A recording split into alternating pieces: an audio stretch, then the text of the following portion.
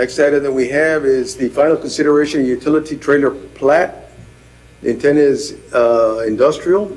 Is a 10.5 acre tract located north of Muller Boulevard and west of FM 1472. Is a one lot development and is zoned M1. The proposed action is approval. I do have a witness card, Mr. Memo Castro, who would like to speak to this item. Thank you, gentlemen. For the record, my name is Memo Castro. I am a homeowner at La Bota residence, Homeowners Voices United.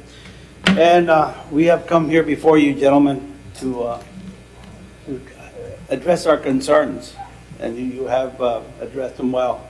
We have met with the City Councilman George Algett, Mr. Kirby here, the last time that we met, and we were talking about land swaps and stuff like that. It bears no fruit. The district itself, and I have it from Superintendent Bobby Santos, that we're against it.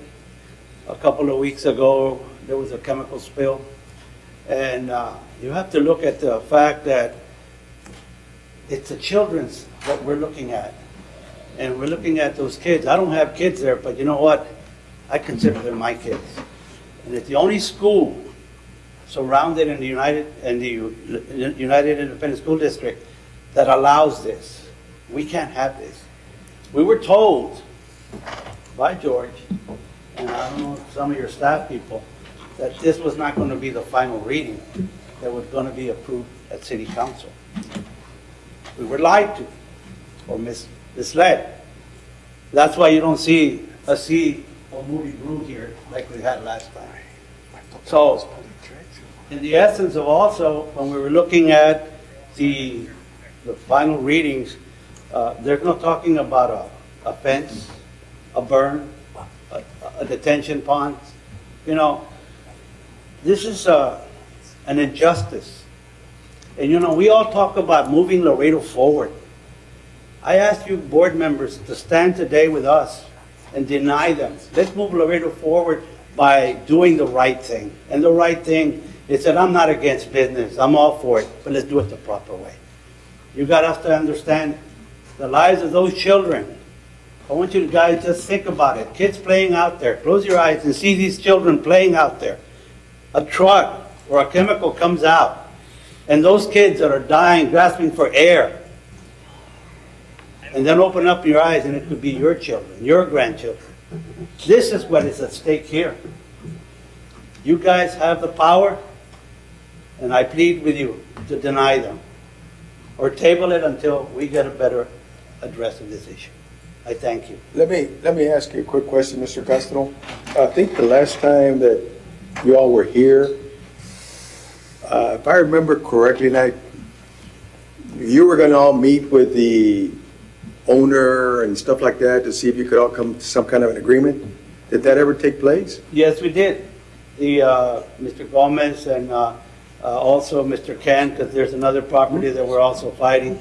We met, and they all came with some concerns. And at one time, I think they also came with a condition that they were going to try to see if we can get a middle ground, that they were going to introduce an ordinance around the area of the school and around La Bota that no hazmat material would be allowed. And I think that we all came to that agreement. If we were forced to do that, we came to a common ground. The common ground was that there was going to be a fence, 10-foot fence or a 7-foot fence. I don't know what the ordinance calls for.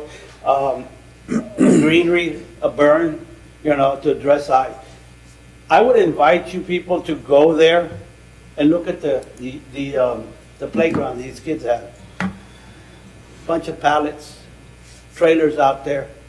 The fumes of just the emission of the diesel is hazardous to those children. And the fact that I take it personally is that they might be my children, but I consider them my children, is that we live in America. And this is not allowed anywhere in the United States but Laredo. It's time that we stand up and do the right thing. It may cost us money, but guess what? What's the value of one child, one elderly retired person, gasping for air? It's time that we stand up and do the right thing, people. We saw about the waterworks. We got problems in our city, but fighting amongst ourselves ain't gonna be the answer. It's time to say, we agree with you, we stand up for the injustice that others people did. At the time, might have been the right thing, but today, it's not the right thing. We need to stand together and fight together, because it's us today, tomorrow will be South Laredo, tomorrow will be, we need to put some type of provision to protect us from that. It's not about the money, it's about the quality of life that we want to promote in Laredo, Texas. That's all I can say, gentlemen. Okay, very good. Any questions for Mr. Castro from the commission? Thank you. I will ask the engineer, Mr. Daniel Gomez, come forward, please. Good evening, I'm Daniel Gomez. Mr. Gomez, I know that Mr. Castro here mentioned some kind of that y'all met or something. Did y'all come to some kind of an agreement or something, or? There were a couple of meetings, and the latest meeting I wasn't there, but Mr. Richard Gomez, he was there, he was present. Okay, well, can you come up, Mr. Gomez?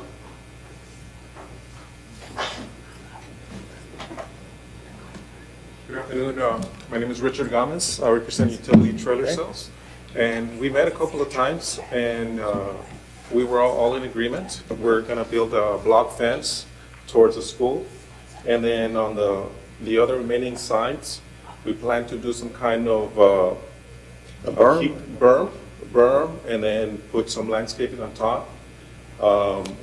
Just to let you know, we're a company that sell empty trailers. We don't handle any hazmat materials whatsoever.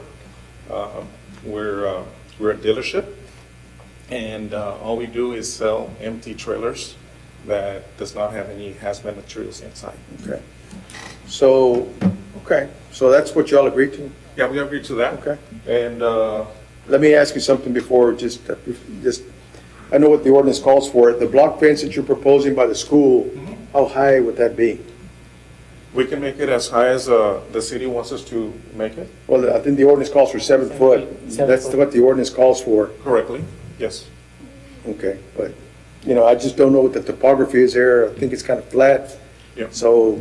We can make it as high as 10 feet. Okay, Yes. All right. Because what we want to If do it's is. 10 feet, it needs to be engineered. it has to be engineered. Yes, Okay, definitely. okay, We're going to add it. Okay. That was part of the plans also, to add it into the engineering part. okay. Well, being that that's something that you all agreed to, can we make those general notes on the plat?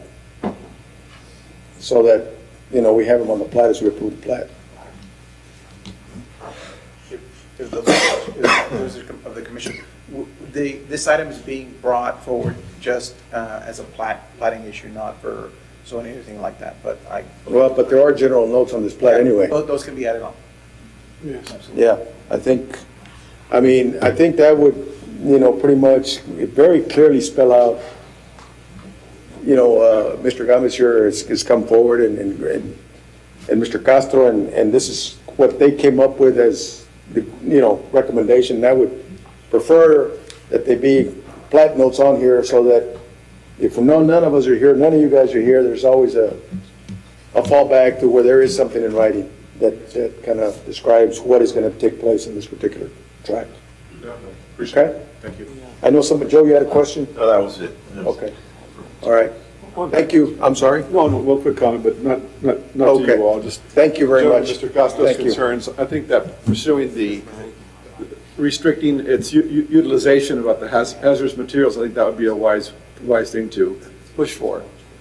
And then ultimately, really, it comes down to the city, whether they want to just buy it, or UISD wants to buy it, if it really, they want to halt it all, but I think this sounds like a great compromise myself. Good compromise. And then pursue that ordinance change. Yeah, can I speak to that? Yes, sir. I was in that, drafting an ordinance sometimes takes time. We got to check in with legal, and we got to look at best practices. And so we're doing that. And what we're looking at is to restrict hazmat, the storage of hazmat material within a certain distance of schools Right. and Yes. other vulnerable locations. So that is something we're still looking at. We Okay. just want to make sure we do it the right way. Well, there's, But- yeah. But what the reason we don't feel like we have to rush on it is because our understanding is that this property is not going to be the storage of hazmat materials here. Is it It's this not going year? to be the, And George, or excuse me, Commissioner? No, I'm saying though, what everybody always worries about is what happens 2 or 3, 5 years down the road. True. That's why. Yeah. But it's not so important that we get the ordinance passed immediately because the intended use here is not Right. to transmit or to store. no, hazmat. we know that, and I think what Mr. Castro's here concern was just, he's talking about in general. That's what he's talking about, or in the future, whatever. But yeah, there is, at your discretion. Chairman, I have a question for fire. Years ago, like you mentioned, Commissioner, if you, I believe you closed the public hearing, isn't that correct? We did. Yeah. We did. I have a question for fire. Mr. Castro, yeah, we're pretty much done. We have a question from the Commissioner for Fire. From fire, yes. What are the rules when you store hazmat materials? Like, what do they have to have different kind of permitting or? Yeah, the fire code, the way it works, what it has what's considered maximum allowable quantities. And depending what you're using, whether it be corrosives, flammables, explosives, it'll take into account the type of hazard and then the quantity of it. And then from there, it's going to tell you if you have X amount of 1.1 explosives, 20 pounds, you have to have, it'll give you, let's say, 100 feet from any inhabitable building, from a property line, and from a public way. So then when we look at that, if you don't have the separation distances that the code's requiring, you're not allowed to operate that occupancy. If you don't have the distance, the safety net that it's asking for, we don't approve it. But is a school considered an inhabitable building? Because it's not a Yes, residence. no, yeah, definitely. It even considers inhabitable buildings on their own property.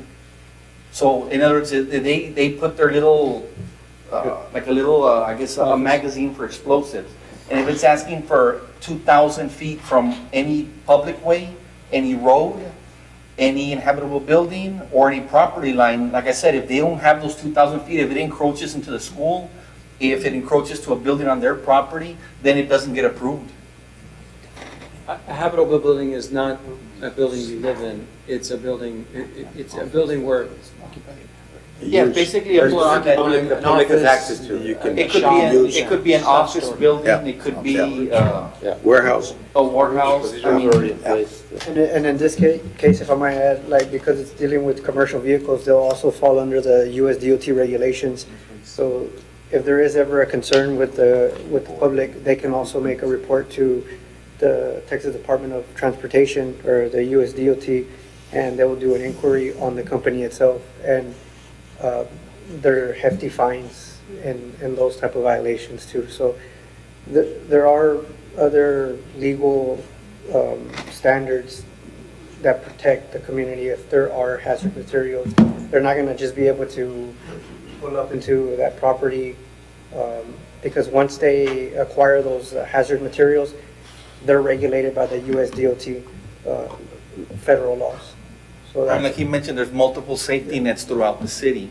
And if, right now, they're gonna put like a trailer cargo storage. Let's say 2-3 years from now, they say, well, you know what, we wanna store flammable combustible liquids. When the business changes, they're supposed to come to the city of Laredo and start a new business process. Part of that process is gonna ask them what the operation on the premise is. What are you storing out there? Well, then they start to, we're gonna start storing flammable combustible liquids. Okay, well, how much of it are you gonna store? And then once they start telling us, we have to make sure, I mean, if they put, let's say they put a tank out there, does the tank have to be diked? Does it have to be double walled? Does it have separation from the property line? There's a lot of safety measures that are built into the International Fire Code to keep whatever that they're doing a safe distance and properly protected from the surrounding buildings. So there are multiple safety nets. Okay, thank you. Yes, All sir. right, can we have a motion?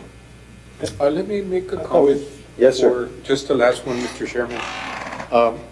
I personally don't agree with the comment being noted in the plat, and I'll tell you why. I have great sympathy for Mr. Castro, but this gentleman, the developer, is already complying with M1, and I don't think it's in our jurisdiction to condition the approval. See, the approval is coming to us without any notice to the developer. I feel that we should, if we're gonna approve it, we should approve it the way it is brought to us, rather than create a condition for the developer. That's my personal opinion. If we're gonna approve it, I think we should approve it the way it was brought to us and the way it was published and it was given to the public. I know that you were very gentle to allow Mr. Castro, but this was not a public meeting. I mean, it was not a Well, public. anybody can sign up to speak No, on an item. and you're good. I mean, it's fair. But I feel that I would make a motion to approve as brought to us. And if they had an agreement, a gentleman agreement, I'm sure the developer will abide by it. But that's my position. Okay. So that's your motion? I'll second that. That's a motion. Yes, I have a motion and a second. All those in favor? Aye. Let me show hands. Let me show hands on approval. 1, 2, 3, 4, 5. Against? Okay, 1, 2, 3, 4. Motion carries. All right. The next item we have is consideration of the model subdivision rule compliance for the plat of Phoenix Village, Phase 6. The intent is residential. This is a 10-acre tract. It is located north of State Highway 359 and east of Kansas City Railroad Yard. The zoning for this 33-lot development is R1MH. This tract is located in District 2. The proposed action is approval. Chairman, if I may, Yes? move that we approve item 10A. Second. We have a motion to second. All those in favor? Aye. Motion carries. Done? Director's report? No, he likes to talk. Yes, just want to say thanks again for your service. Also, I'd like to, though, back up just a second and talk about conditions for approval. I think now's a good opportunity. I think y'all will split on that. When something's brought forward and they're in compliance with the rules, adding additional conditions is not something that the commission has authority to do. Our rules are written in some places for you to allow conditions, for it to be based on conditions. And then others, when they're complying with the rules, they're able to move forward in the process and be approved. So I think you brought up a good point that we shouldn't be applying conditions that an applicant did not agree to and that were not backed up by the rules. However, would it have hurt in this situation? No, I don't think it would have, because the applicant agreed to this condition and it was voluntary. Anytime an applicant voluntarily agrees to apply conditions, so for instance, you would not have been able to require him to build that fence. You wouldn't have, because it's not in our rules for you to do that. However, you could have asked him. You could have said, in this case it was already asked, but let's say there wasn't somebody that there wasn't an agreement, and you said, I think there might be a concern. Would you be willing, could we put in a condition, and if the applicant wanted to, they could say yes, and so then you could approve it with that condition that they, that they add a note to the plat that it's required to do that. They can agree to do that. Could not have required them to do that. Yes. I think respectfully, we all know, and Mr. Villarreal is very experienced in this area.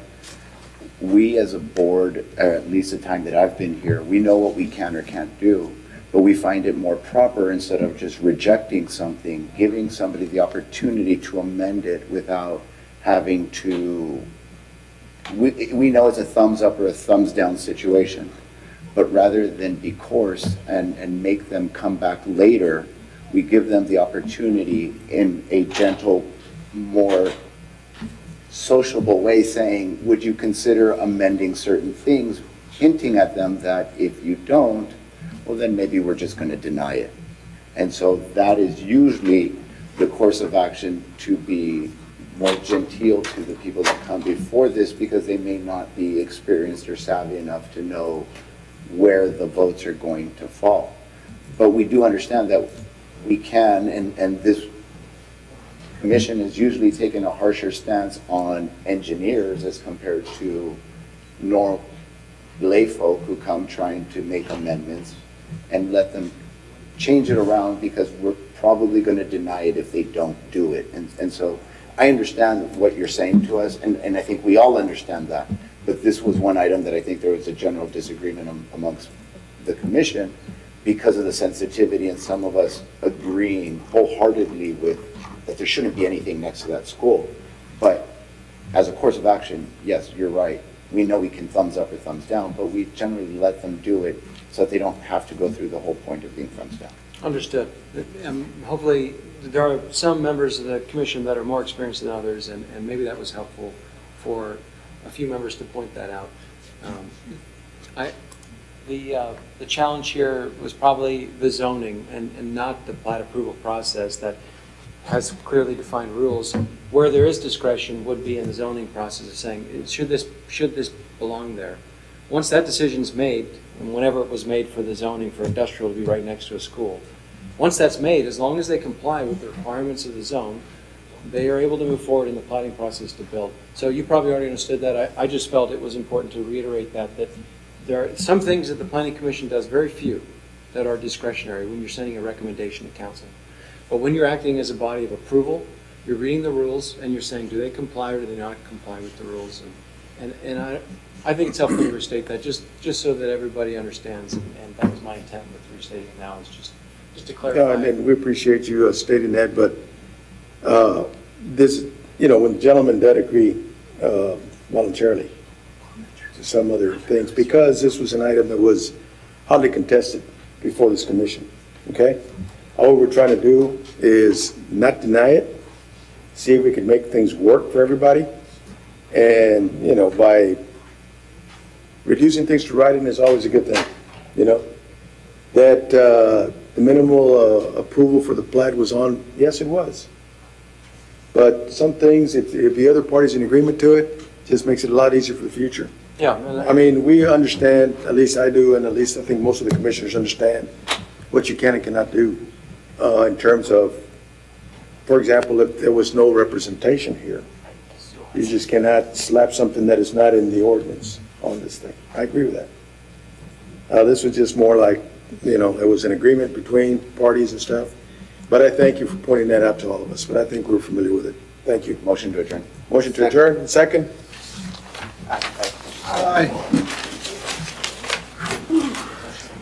No, you own that motion.